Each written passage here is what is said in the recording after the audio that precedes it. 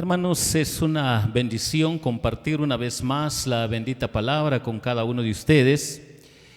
Y hoy lo vamos a hacer en esta porción de la palabra de Dios. Para los que tienen sus Biblias, mis hermanos, vamos a buscar esta porción bíblica.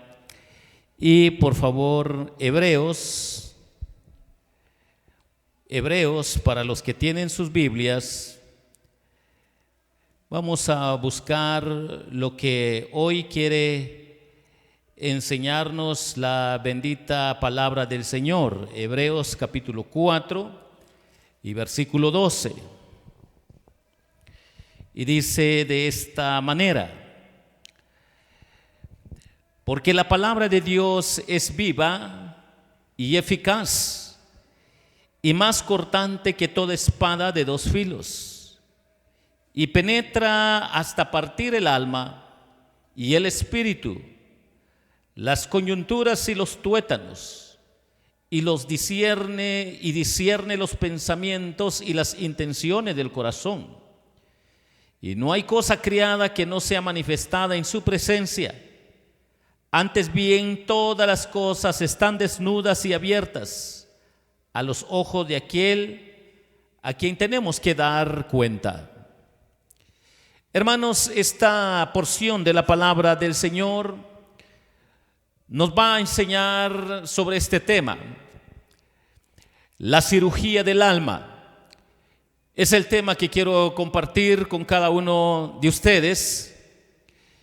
En pleno siglo XXI, las cirugías que realiza el mundo científico han alcanzado su apogeo, utilizando máquinas sofisticadas con una ciencia muy adelantada.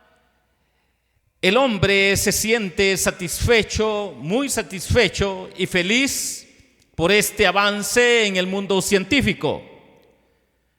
Pero aún así, ni aún con todo este adelanto, el hombre no ha podido evitar la muerte. Y la palabra de Dios quiere enseñarnos un poco sobre lo que es la cirugía del alma, para poder organizar los pensamientos y enseñarnos lo que enfoca la palabra del Señor.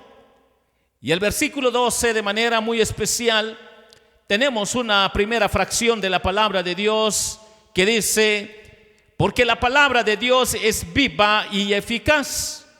Si nosotros queremos aprender sobre la cirugía del alma, tenemos que aprender, mis hermanos, que es una cirugía que fluye de la palabra divina. Si es una cirugía que fluye de la palabra divina, aquí encontramos en su contexto la advertencia continua. Una advertencia que ha venido desde el Antiguo Testamento hasta el Nuevo Testamento y hasta nuestros tiempos. La desobediencia incrédula no pasará desapercibida, porque siempre la palabra de Dios ha estado presente con los humanos.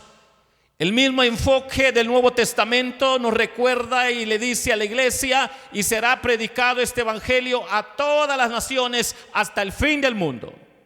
O sea, nadie va a ser condenado de manera injusta, sino la palabra de Dios va a ser predicada. En Hebreos, esta frase suele referirse al mensaje de salvación. Cuando nosotros vemos esta pequeña frase, porque la palabra de Dios es viva y eficaz, está en este contexto. Así pues, la palabra de Dios actúa como el propio Dios, de forma que los pensamientos y las intenciones más íntimos quedan expuestos. Esto sucede constantemente en la vida de los cristianos, para los que ya entienden el poder de esta palabra. Se destaca la responsabilidad que se asigna a los que han oído la palabra de Dios para el pueblo cristiano, y ni aún para los que no son cristianos. La Biblia registra los ejemplos de aquellos que estuvieron en el desierto con Moisés, los que entraron a Canaán con Josué, y los que recibieron la misma oportunidad en el tiempo de David. Es la palabra que debe ser creída y obedecida. así como la misma palabra que juzgará a los descendientes, porque tiene vida en sí mismo que fluye de acuerdo a la porción bíblica. Si queremos ampliar este pensamiento, encontramos un ejemplo claro en 1 de Corintios 10, 5 al 13, donde nos recuerda que ni aun que el pueblo salió de Egipto para la tierra prometida, tristemente muchos cayeron en fornicación, en idolatría, e hicieron cosas que no agradaron a Dios y cayeron muertos en el desierto. Pero esto nos hace saber las consecuencias que hay cuando el hombre no es de fe y está caminando dentro del mismo pueblo de Dios. Nos hace recordar que la semilla se regó, se sembró, se llevó a cabo la tarea que se tenía que hacer. Pero también nos hace recordar que solo una parte fue fructífera. Dio fruto el 30, el 40, y nos damos cuenta cómo lo describe la palabra de Dios.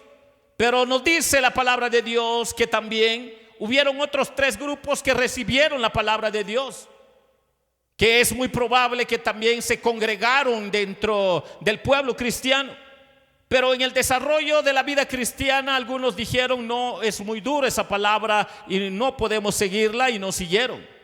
Otros por problemas de economía, las circunstancias de la vida. Otros por todo lo que el mundo pone como obstáculo, lo que el mundo ofrece. De todo hubo en su contexto, pero se alejaron de la palabra de Dios. Llegó su momento en que Dios sacó a luz que no eran auténticos cristianos, y que tristemente es lo que describe acá la palabra de Dios. La cirugía del alma es una cirugía que fluye de la palabra de Dios. Le guste o no le guste al hombre, el evangelio será predicado. Y Juan 7:38 recuerda al pueblo de Dios cómo lo describe para el pueblo de manera específica: el que cree en mí, como dice la escritura, de su interior correrán ríos de agua viva.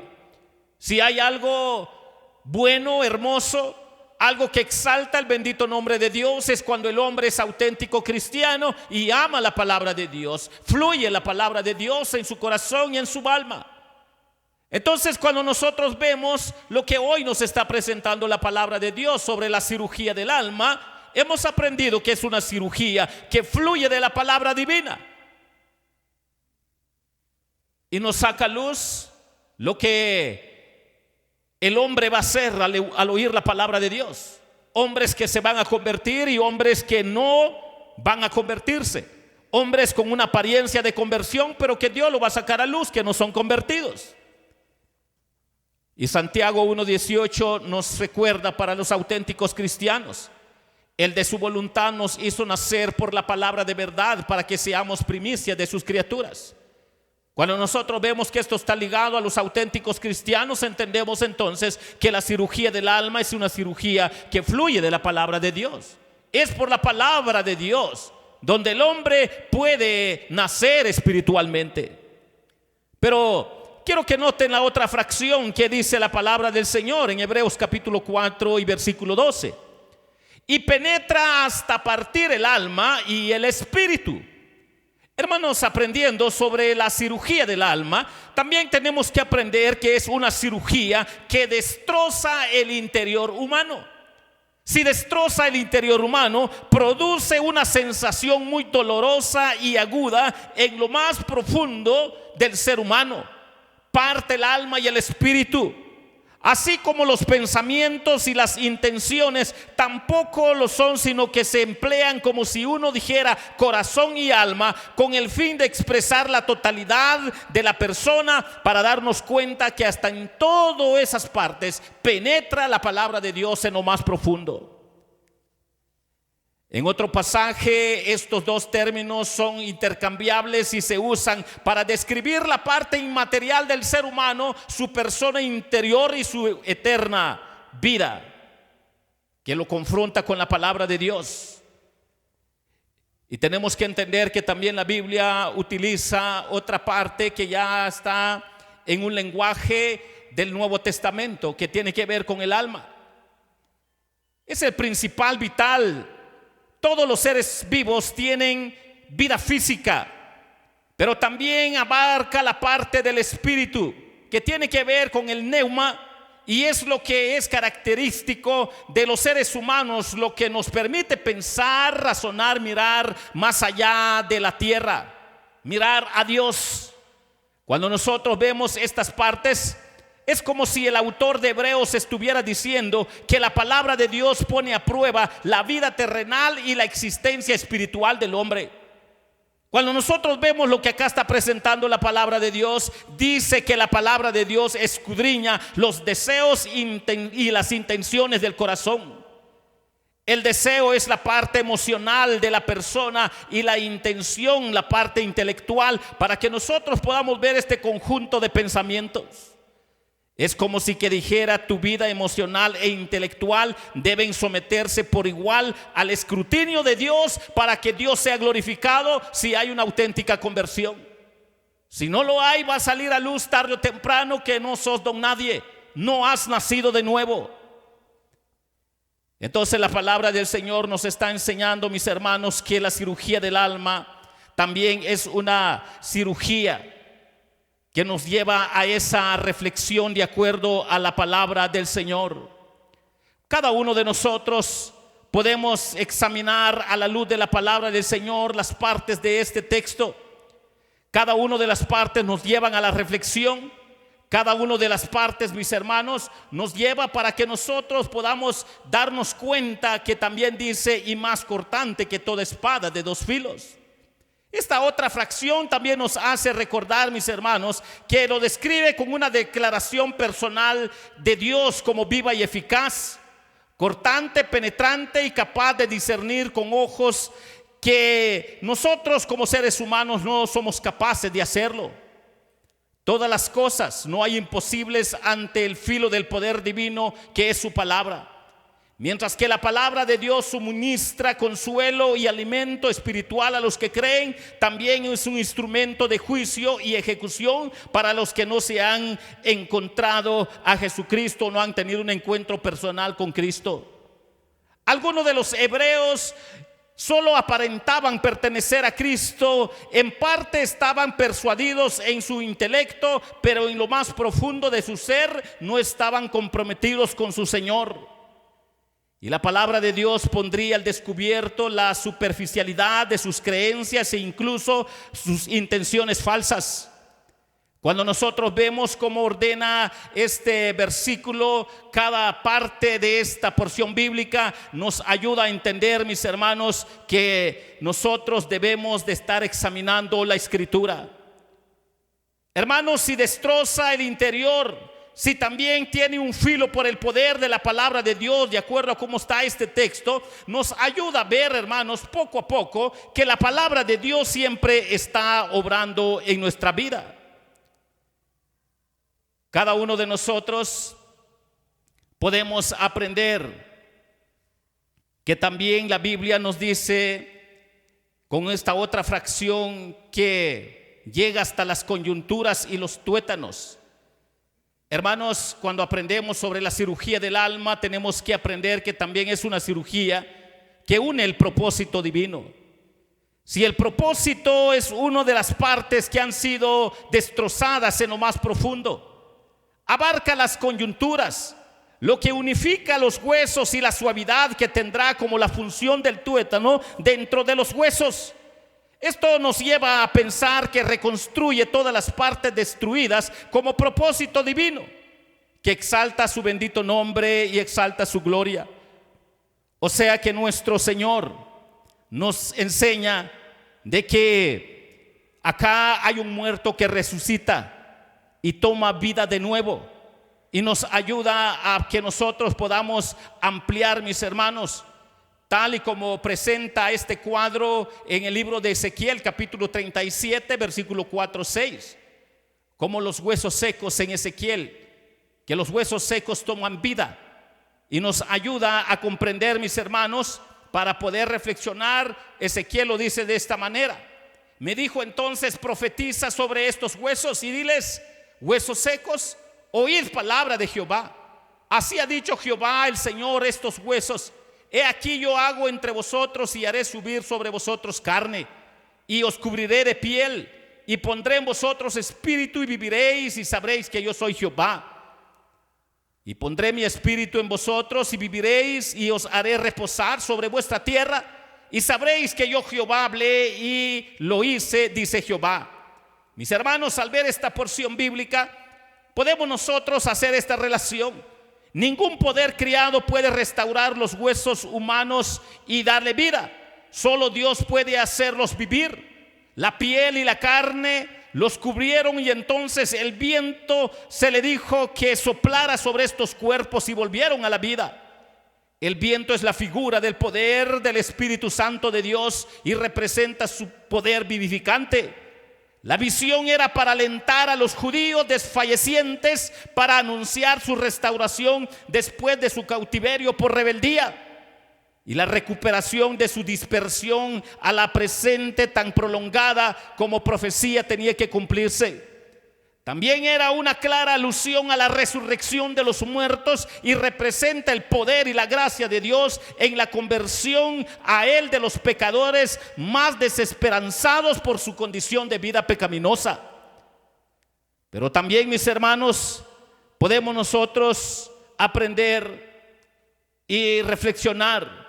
Miremos a aquel que al final abrirá nuestra tumba y nos sacará para juicio, para que nos libre del pecado, porque su espíritu dentro de nosotros y nos guarda para salvación por su poder por medio de la fe, porque su espíritu es una garantía que fue depositado desde el momento de esa conversión.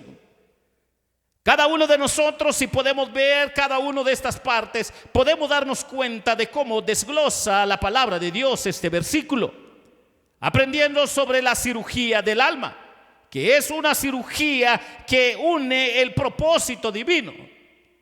No solo lo hace pedazos, lo hace trizas, lo quebranta, lo lleva a lo más triste de su condición para reconocer que es malo por naturaleza, sino también lo reconstruye para gloria y honra de su nombre.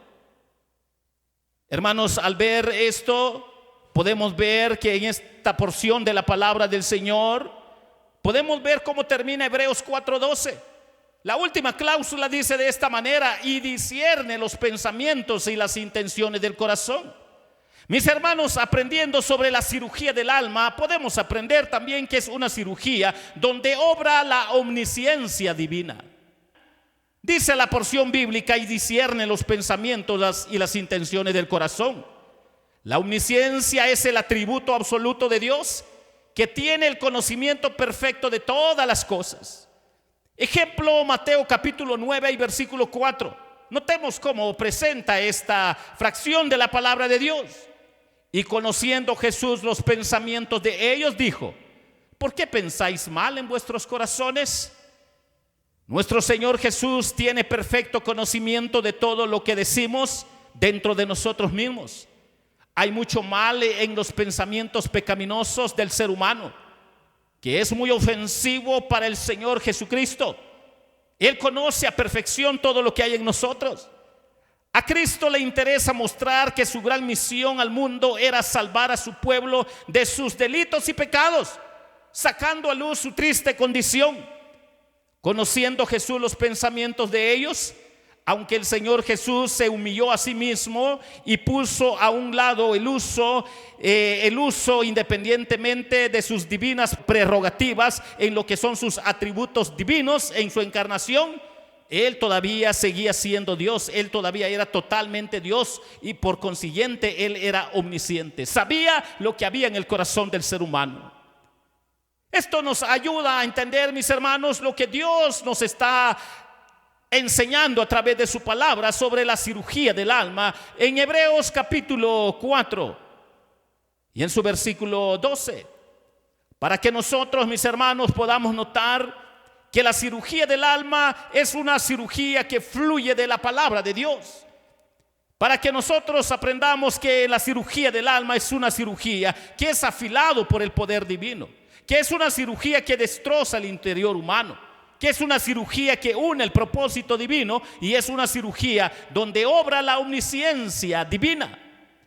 Cuando vemos nosotros el orden de estos pensamientos, nosotros podemos darnos cuenta que esto es solo obra del poder cristológico, del poder del Señor manifestado en la cruz, que resucitó al tercer día.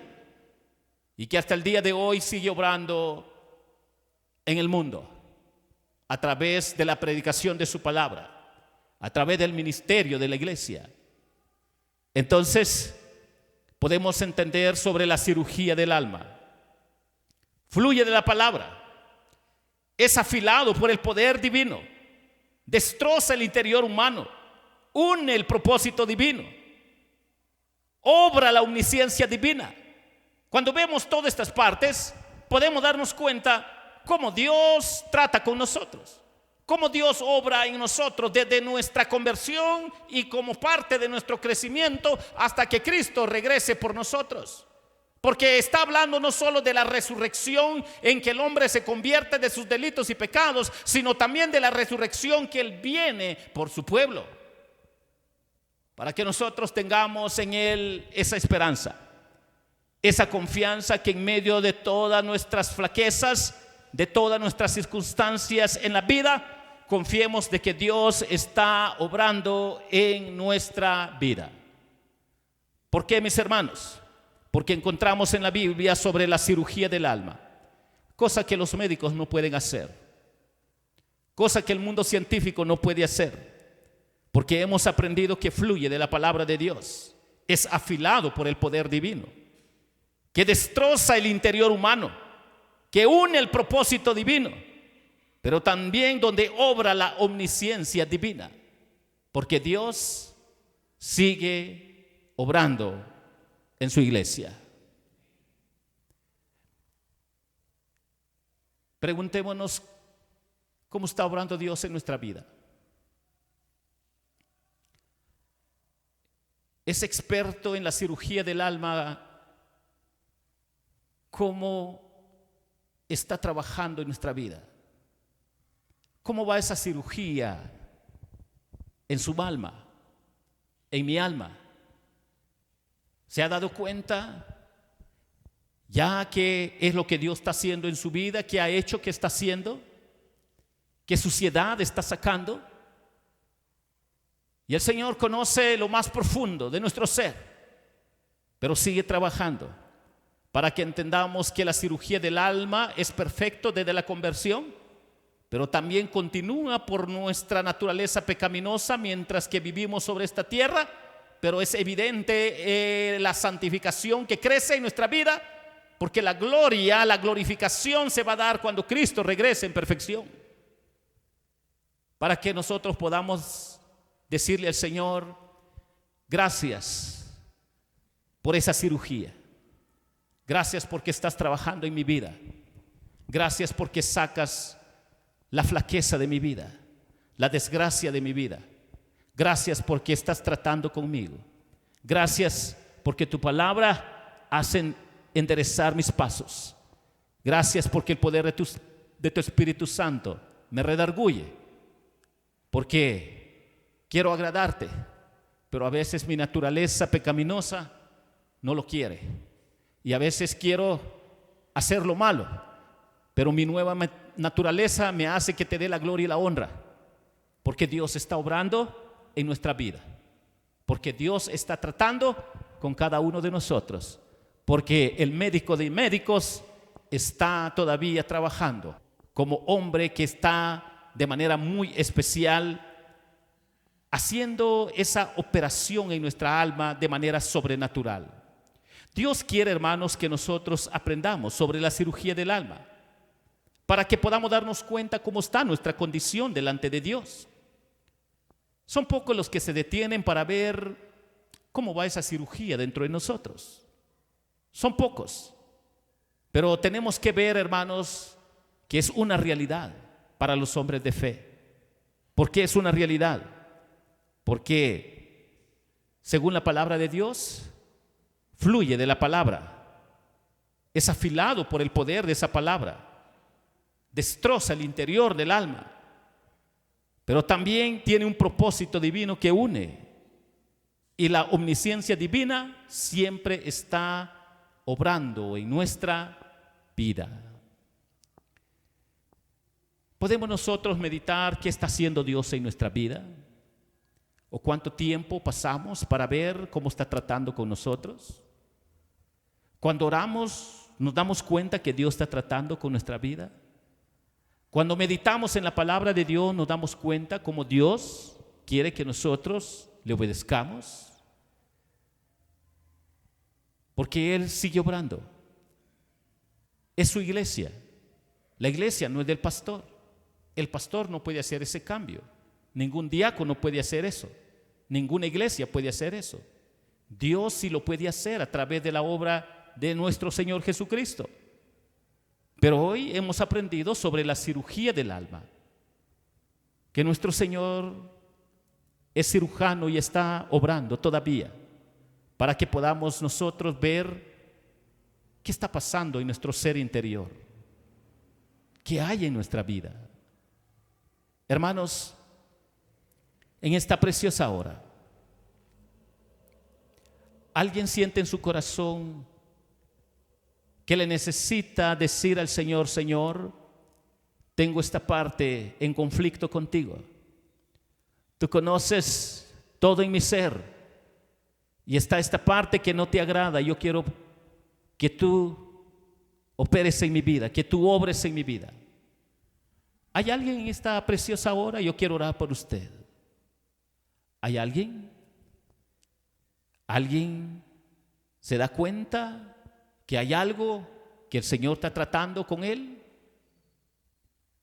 Yo quiero orar por su vida. Aquí hay una hermanita. ¿Hay alguien más que le quiere hacer? Con Dios podemos ser sinceros para decirle: Señor, esta es mi flaqueza, por favor, ayúdame. Yo creo en tu palabra, en tu poder, obra en mi vida. Si tú eres el cirujano, si estás operando en nuestra alma, yo quiero creer en ti. ¿Hay alguien más? ¿Alguna manita más? Yo quiero orar por usted. ¿No hay nadie más? Si no lo hay, no olvidemos sobre la cirugía del alma. No lo olvidemos, porque Dios nos ha enseñado que fluye de su palabra. Es afilado por el poder de su palabra. Destroza el interior humano, une el propósito divino y obra la omnisciencia divina. Él conoce a profundidad, a perfección, todo nuestra imperfección. Por eso sigue obrando. Inclinen su rostro y vamos a orar. Señor, gracias por tu palabra. Padre, te rogamos que tú puedas obrar de manera especial en la vida de mi hermana, quien levantó su mano. Te ruego que tú obres en ella, Señor. Que tu palabra obre, que tu Santo Espíritu obre. Que tú, Señor, como el cirujano experto, Señor, por favor, obra en la vida de ella para que tú seas glorificado. Yo quiero dejarlos en tus manos, Señor, para que tú puedas tener misericordia de ella. Y también oramos por tu iglesia, para que tú sigas obrando. Queremos dejarlos en tus manos, Señor. Gracias, oh Padre, por tu bendita palabra. Señor, que la gloria y la honra sea para ti. En el nombre de Jesús te pedimos y te suplicamos. Amén y amén.